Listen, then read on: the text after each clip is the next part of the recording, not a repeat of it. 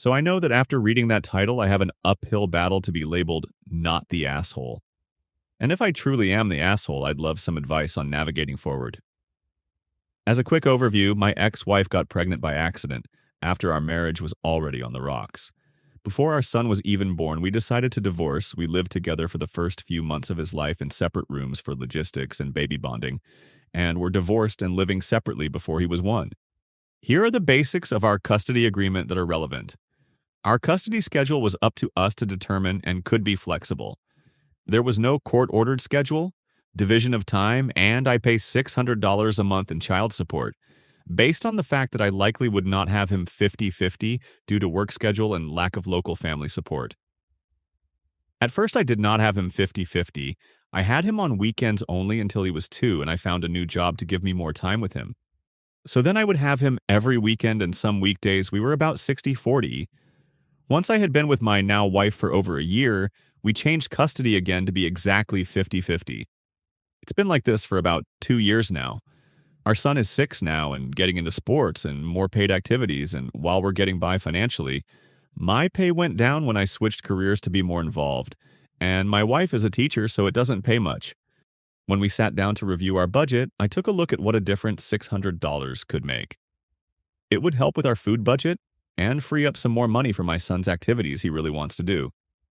So I brought up the idea with my ex-wife about eliminating child support or lowering it to $250 a month, which I knew would cover a good amount of monthly costs centered around him. She was so pissed about me even suggested that she called me, screamed that I'm taking food out of his mouth, and it's not fair that I have a 2-income household, and am asking to support him less than her as a single mom. She said no way, and if I tried again, she'd take me to court for full custody. Later that day, even her mom was texting me and calling me a deadbeat dad. I really didn't think I was an asshole for asking to at least lower it, considering it would go directly to supporting him, just at our house instead. I get that we have a 2-income household, but she does have a partner who lives with her, so I would hope they're helping out with household things at least. I also pay for his health insurance and a larger portion of his school tuition. And when we divorced, I gave her the house that I had already paid a large chunk of by myself, so her mortgage is less than average rent in our area. I don't know the full breakdown of their finances, but I do know that our son has a massive amount of toys at her house and an iPad and eats out regularly, so I'm wondering what his $600 a month goes to. I was confident in my request, and my wife said it was a reasonable suggestion to at least lower it, but she did say maybe I should have just asked to lower it, not totally eliminate it. I can see that, but if I'm being honest, I'm struggling to see a side where I'm in the wrong and deserve to be called a deadbeat dad. So, what do you think? Relevant comments. Commenter 1. How much difference would losing the 600 make for her, though? Original poster responded, that's a good perspective to look at, and I had given it some thought as I was seeing the positive impact for me. That's why I mentioned the amount of toys and eating out and technology and such. Obviously, my opinions and guesses are not facts, but I think a lot of money is spent on going out to eat. Starbucks on the way to work every day, new toys and luxuries more than necessities. If she is making around what she was when we divorced, with basic raises in the interim, after what I know the mortgage payment is and her percentage of tuition, she takes homes within $7,000 a year of what I do. I think $600 less a month would change her lifestyle, but not in a way that would at all negatively impact our son as long as she sacrificed instead of forcing him to. But like I said, all my thoughts could be wrong, which is why I wanted to just have the conversation and was open to still contributing. Commenter 2. Your current partner's income has no impact on whether you should pay child support or not. Her boyfriend is not responsible for your child either. But if you and your ex both made the exact same income and you had 50-50 time, then there is no reason to pay any child support at all. But it is the income disparity between you two that would determine what you should pay. If you make substantially more than her, it would be fair for you to pay her, even if you spend 50-50 times with the child. Most countries or states have an income calculator to estimate what child support is due. You might owe more or you might owe less. So it might be reasonable for you to pay less. It is hard to judge without knowing your both's incomes. Commenter 3. Thank you. I can't believe so many people do not know this. Maybe it's different in certain places, but as far as I know, income disparity has been the standard for setting child support for several years. Original poster responded, I did find a calculator that could give me an estimate, and while I don't know all the exact numbers for her side, I actually got an estimate around 100 a month.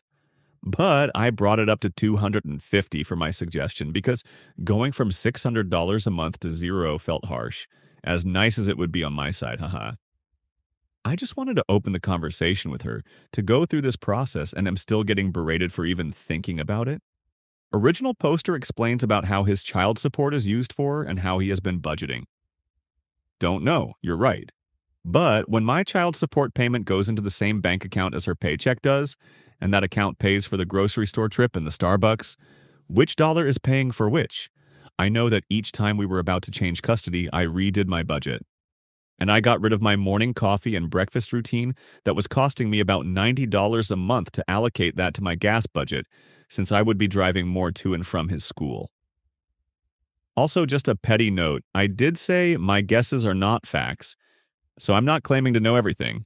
I just wanted a conversation. I get that, and I'm so glad that it's not that situation.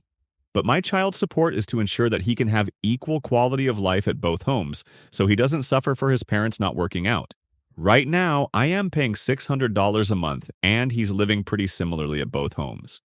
He has less character, novelty toys at our house, more Montessori style or outdoor toys, not a lot of things he'll grow out of or get bored of very fast. And we cook 95% of our food at home rather than eating out. He doesn't have things like an iPad, and our most frequented outing is to the library. So my point is that I think he can still have the same quality of life at both homes, and I will still contribute. But would less than $600 impact his life or hers? Would she have to get less Starbucks or get her nails done less or eat out less? If his quality of life can stay the same and she gives up some luxuries, I think it's at least worth the conversation. If I'm still totally ignoring something or my side doesn't make sense, I want to see where it doesn't, but that's where I'm coming from. Original poster on paying insurance, extracurricular activities, who claims their son on taxes, I pay health insurance, she claims him on taxes.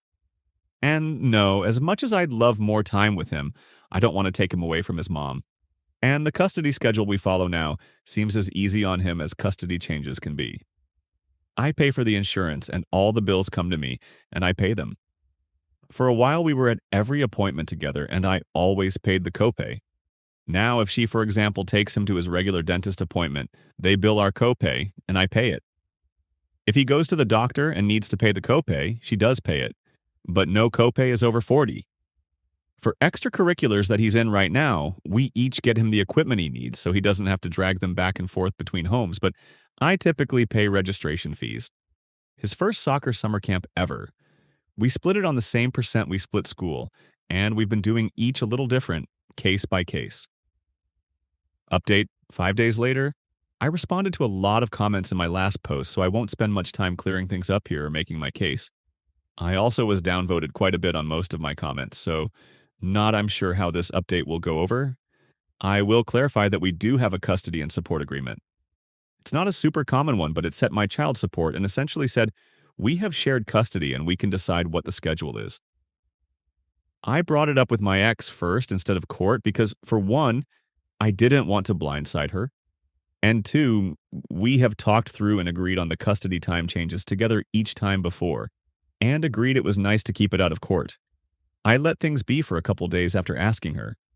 The day after I posted, I apologized to her for how I brought it up and asked if she would be willing to go to mediation to at least discuss the topic. She agreed, and my area has a community dispute resolution center that is accepted by the courts and takes cases either same day or pretty quickly, so we went there the next day. I came with documents for my income and budget, medical records to show my proof of payments, school pickup and drop-off data. We have to check in and out to show my involvement, receipts for extracurricular fees and materials, and communications between her and I on extra things I have paid for and any changes in custody. I was asking for an official 50-50 agreement and an evaluation of my child support. She still said that it would be destroying her budget and she wouldn't be able to provide for him without the $600.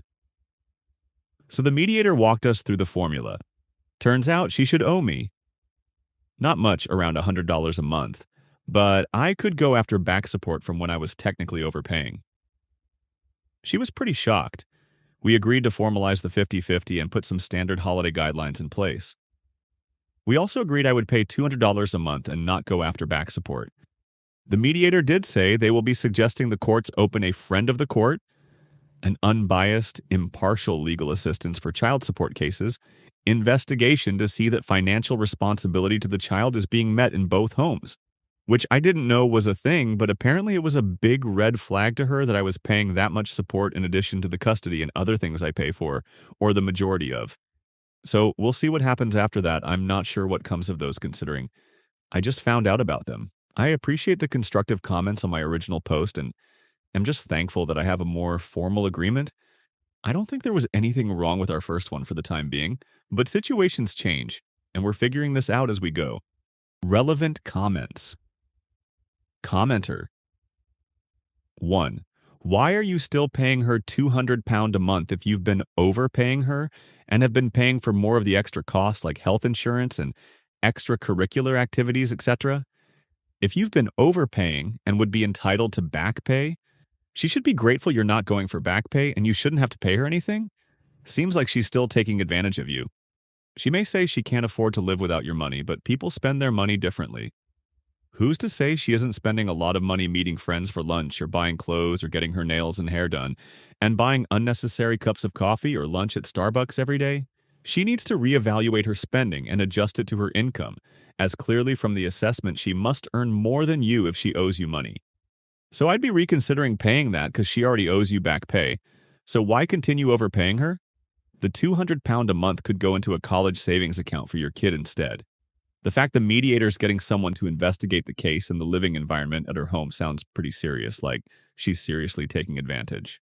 Original poster responded, "Whether she's taking advantage of me or not, I intend for that money to be used on my son. I can't have him 100% of the time, so I at least don't want to financially cut her off entirely and risk my son paying the biggest price. I will wait to see what comes of the friend of the court investigation. I have a post-high school high-yield savings account for him that I add a budgeted amount to, and a kid's bank account set up for him already through Acorn, and anytime I have a surplus from my budget, I add it in there. He's already used his own card to get a couple Hot Wheels as I try to set the groundwork for learning about money. Once he gets a bit older, he will have age-appropriate access to the account." Commenter 2. Your ex is definitely getting the better end of this deal. You are being very gracious in continuing to pay anything at all and not going after back support. Your ex has been taking advantage of you. Commenter 3. Seriously. No back pay. Okay, fine, don't burn bridges, but mediator said she should pay, yet op is still paying the ex. Original poster responded, I know how I manage my money, and I know how she did when we were together. I can make a happy and comfortable life for our son at my house while paying her $200.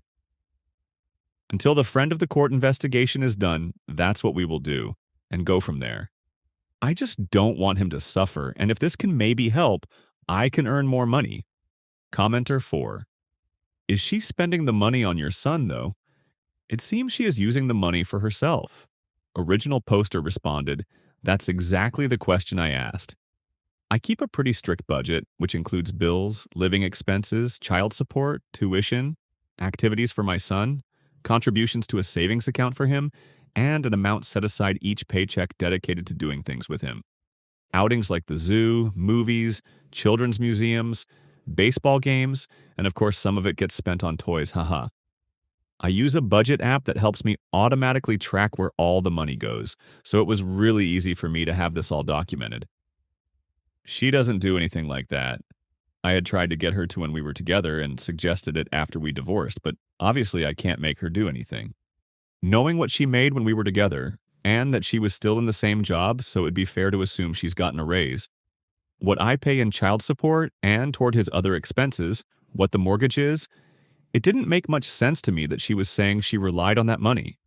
She still regularly gets her nails done, like a full set with designs according to my wife that's pricey, keeps her regular cut and color hair appointment that I had always paid for, and drives a car with at least a $300 monthly payment. Now I don't know what her boyfriend makes, but he's in the pharmacy world, which I think pays decently well. So nothing really added up for me, and it didn't for the mediator either. Now we're both turning over our financial records and doing home visits. I'm not worried about my side. I know he's well taken care of, and I know at her house he's taken care of. It's just a question on where money is being spent. Somebody said, had a friend go through similar, but it was worse. His ex was dragging their child, a toddler, to pubs so she could get absolutely hammered. And he'd get phone calls late ASF from people telling him to get the child because the mother was blackout drunk.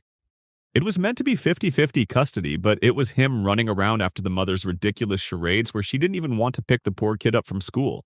He suggested taking the child full-time and not paying any child support, and boy, she went freaking nuclear. Facebook groups were attacking him as a deadbeat father, while Flying Monkeys told her she should take him to court for more child support. She did, and was gobsmacked when she was told he was heavily overpaying, and now he has to pay a lot less.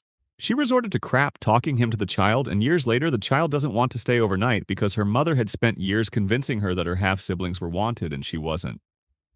She wouldn't even give permission for him to take her on nice holidays, then used it against him. My friend did try counseling, but the kid refused to speak.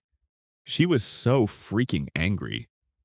He did threaten full custody if the mother didn't stop drinking, which, in her defense, she did get help with and stopped a few years ago. She claims she regrets poisoning their kid but does very little about it.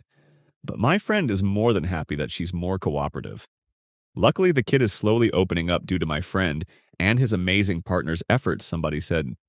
It's probably a good thing for her that this just went to a mediator, because if she'd tried to pull a claim for full custody and all of the financials were brought into it, she'd be owing him way more money, especially since it sounds like he'd volunteered the $600 a month on top of the 50-50.